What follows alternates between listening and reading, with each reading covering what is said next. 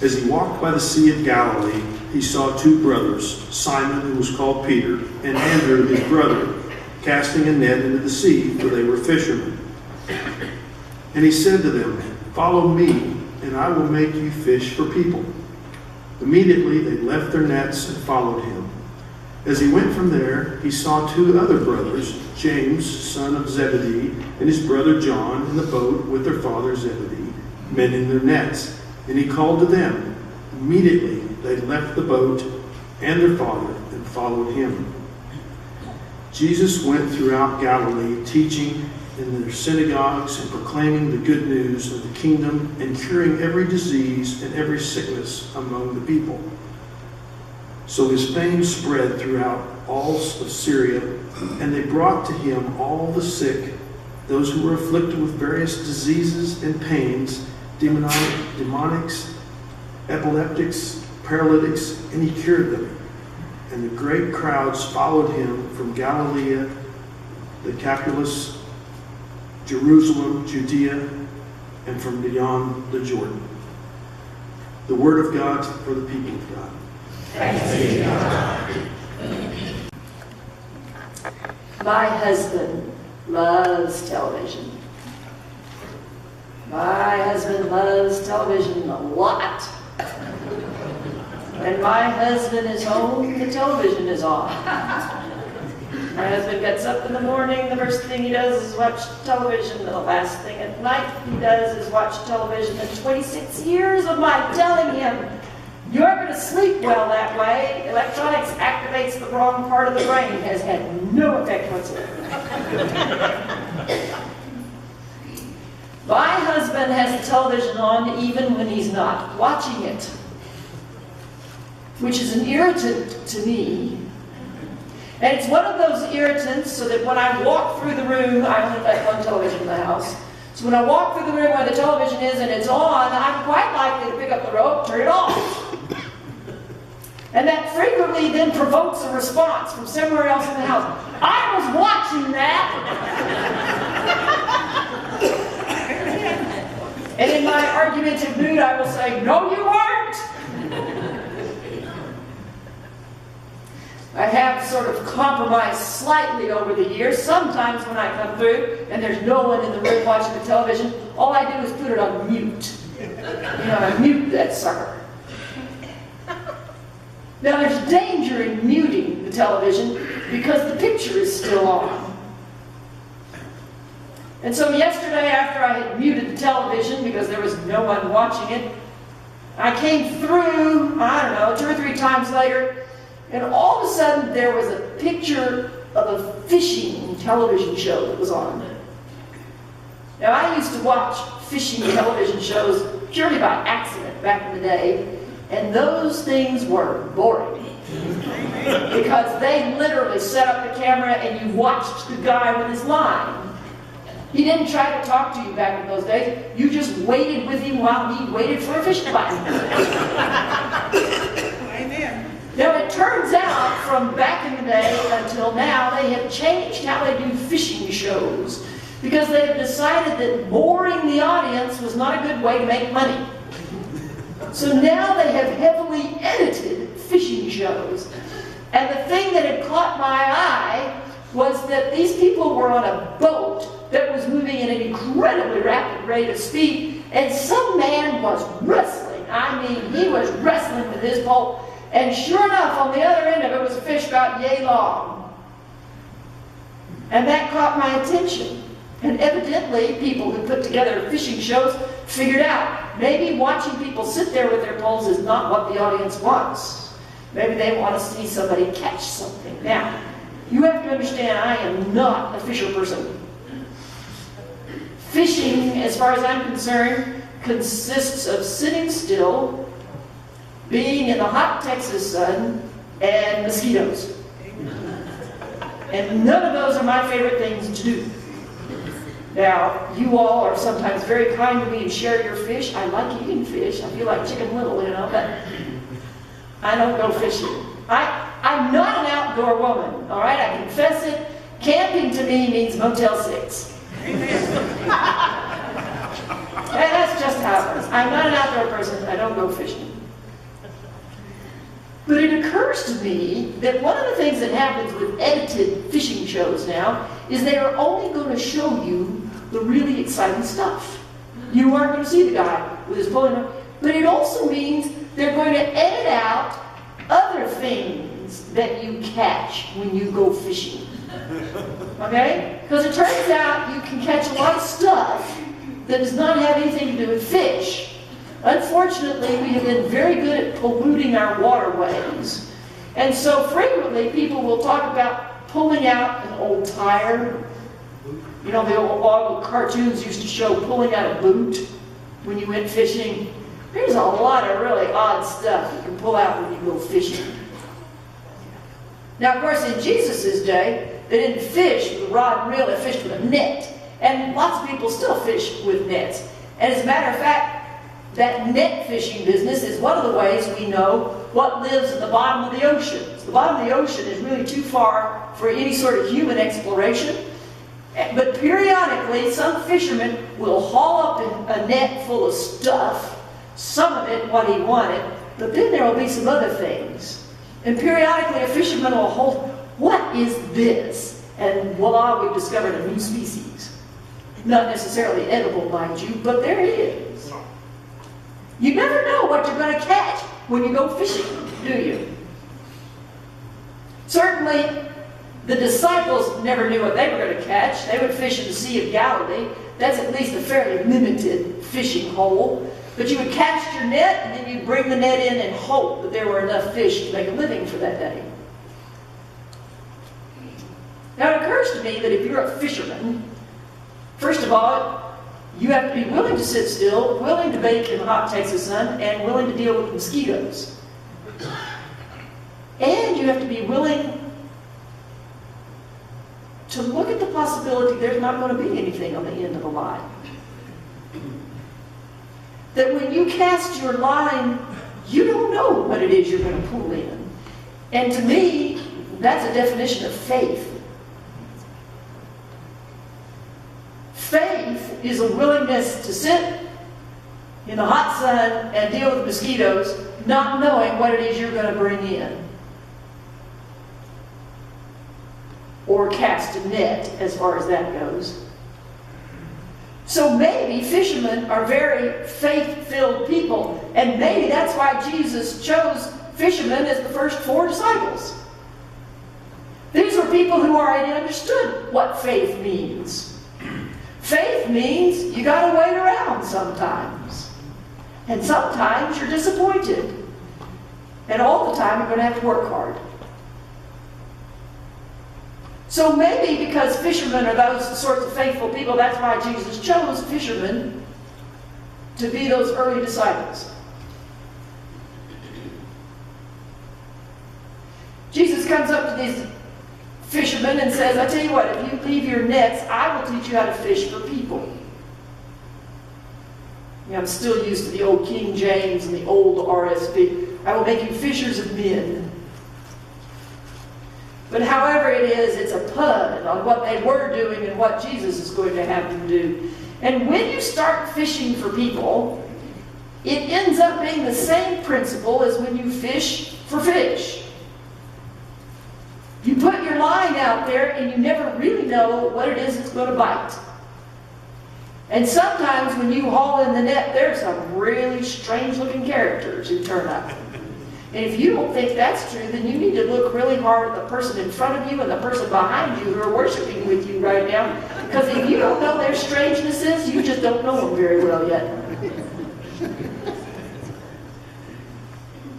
You never know. When you start fishing for people, when you start inviting people to church, when you start welcoming people to church, you never know who it is that's going to turn up. Sometimes it's a whole new species. Now, when I preach, I have to take into consideration at least 3 basic types of persons who are going to be in any congregation. Number 1 are what I sort of loosely call the newbies. These are people who either have never been exposed to the Christian message, or they graduated out of church at age 18 and now they're back And they're trying to remember the tune to the doxology. I knew this once. How does this thing go? So with newbies, you preach one kind of sermon. And then in most United Methodist churches, a great number of people are those people who have been regular forever and ever. Those people whom every time the door is open, they're here. And what they're hoping is that they're desperately hoping that the pastor has found something new to say because they've heard it all before. And then there's what you hope is a relatively small group, although in crisis days, you might remember the Sundays after 9/11, for instance. That group is, I would loosely term as the bleeders. Those are the people who are bleeding all over the place. They've lost someone to death. They've just gotten a cancer diagnosis. The house burned down. They lost their job. Whatever it is, they are bleeding, and they are desperately hoping for a word of comfort from the Lord. And every Sunday, all three of those kinds of people are in a congregation.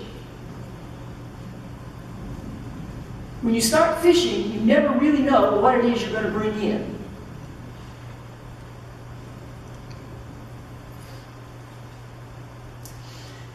The season after Christmas in the church is called Epiphany. And Epiphany has a lot of different themes in it. Epiphany is supposed to be a growing season. Now that Jesus has been born among us, we're supposed to grow in our Christianity. And so green is the color of Epiphany because it's supposed to remind us to grow in our faith. But one of the underlying themes during the Epiphany season is the call. What does it mean to be called? The disciples, I would suggest, had it easy. Jesus walked up to them and said, "Follow me." There it was, the call, clear-cut, simple, didn't need a telephone, didn't need anything else. It was just a call, there it was, and they did it. Nowadays, most of the time when we talk about somebody being called, we're talking about the ordained ministry. When someone in our midst decides that God is calling them into ordained ministry, they start in their local church with the Staff Parish Relations Committee. And every Staff Parish Relations Committee in all of United Methodism always has the first question as the same one. Tell us about your call. And then if the Staff Parish Relations Committee passes them, they go to the charge conference. And every charge conference has the same question. They always start with, tell us about your call. And if they pass charge conference, then they get moved up to the district committee on ordained ministry. If they pass that, they go to the conference board of ordained ministry. And every committee that deals with those candidates starts at the same place. Tell us about your call. And anyone who thinks they're going to go into ministry needs to have their call story ready. And the problem with that is that we tend to limit it only to candidates for ministry. But you see, being called is not a function of ordination. Being called is a function of our baptism. Anyone who has been baptized into Jesus Christ is called. Amen. You are called. And my guess is it did not happen on your cell phone. But you are called, not through ordination. We are all called through our baptism. Our baptism is what anoints us, as it were, in order to do the work of Christ in the world. Amen. So that you are all called, every bit as much as I am.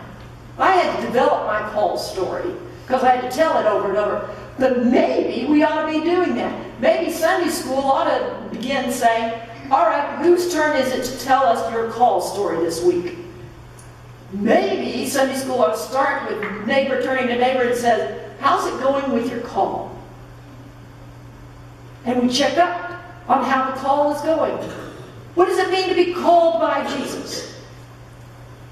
And then there are people who say, well, okay, fine, I'm called by Jesus. What does that mean it's supposed to do? But for the next 5 weeks, we're going to look at that. What does it mean to be called? And I think we can at least start with our membership vows of the church. Prayers, presence, gifts, service, and witness. I think we are called, and those are all good ways to go exploring our call. Now, as far as I'm concerned, prayer is like going fishing. Prayer is like going fishing. You throw that line out there, or you throw your net in there, and although you know who's on the other end, you have no idea how God is going to respond, do you?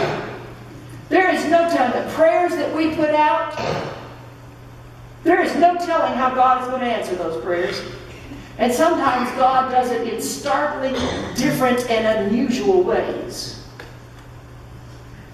You and I are casting our prayer line into that deep, fathomless ocean that we call Almighty God. And there's no telling what's going to come back.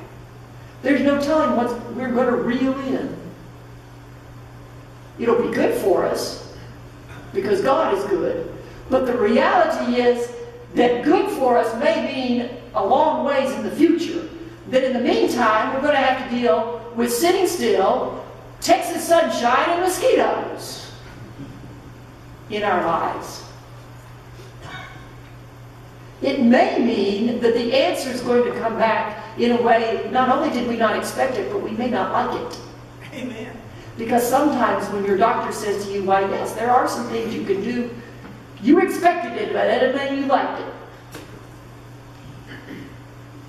You and I put out prayers, and we're casting a line or casting a net, just like a fisherman. And we have the faith of the fisherman, that something's out there, and that something's going to come back to us.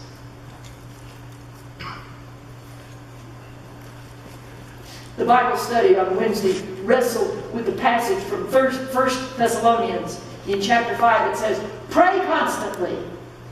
And one of the members of the Bible study said, how are we supposed to pray constantly? If I bow my head and close my eyes in the car, I'm going to have a wreck. So maybe we need to start with thinking about what prayer is. Maybe we need to realize that once we are Christians, once we are called by our baptism, that everything we do and everything we say and everything we think becomes prayer. And God hears our prayers whether we expected God to or not. And that then makes us examine our lives. Wait a minute. What sort of prayer am I offering when I shout at the driver in front of me? What sort of prayer am I offering if I decide to wiggle a little bit in my taxes or in my homework? What sort of prayer am I offering when what I'm watching on television or the computer would not make my mother happy? If you and I begin to consider what it means to pray, what it means to cast our line out into God, there's no telling what's going to come back. But all of it becomes prayer. Because all of our waking moments, and sometimes even our dreams, become the purview of our call. We are called to pray with every aspect of our lives.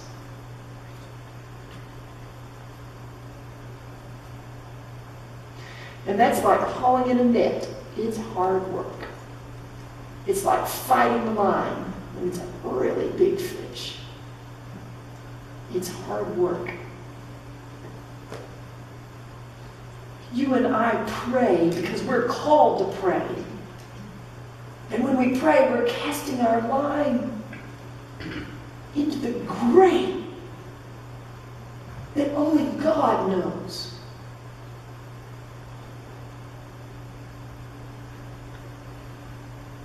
You are called, every one of us. And one of the things you're called to do is you're called to pray. So I want us to do an exercise this week. 2 for 2. Starting today, going through next Saturday, 2 o'clock every afternoon, for 2 minutes, pray. 2 o'clock every afternoon, 7 days, for 2 minutes, pray. If you are gripping the wheel of the steering wheel of the car, do not close your eyes to pray. Because having your eyes closed is not a prerequisite to prayer. And if you're thinking, how am I going to fill a whole 120 seconds worth of prayer? Then you need to look at your bulletin again, because there are some names on that bulletin. They're listed on a prayer list.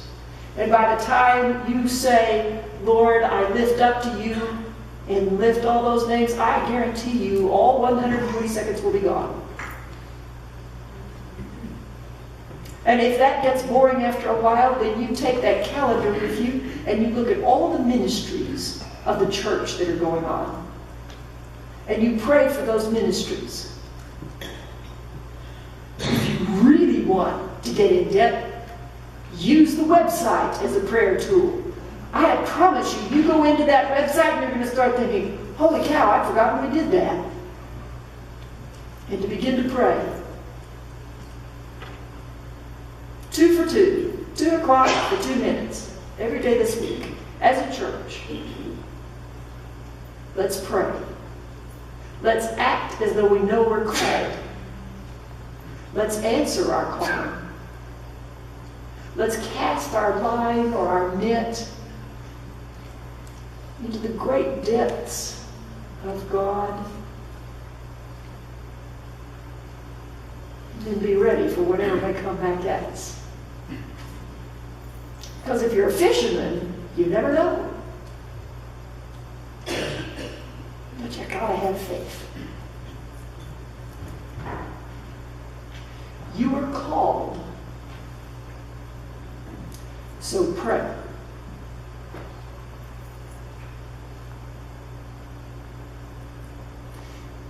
In the name of the Father, and of the Son, and of the Holy Spirit. Amen.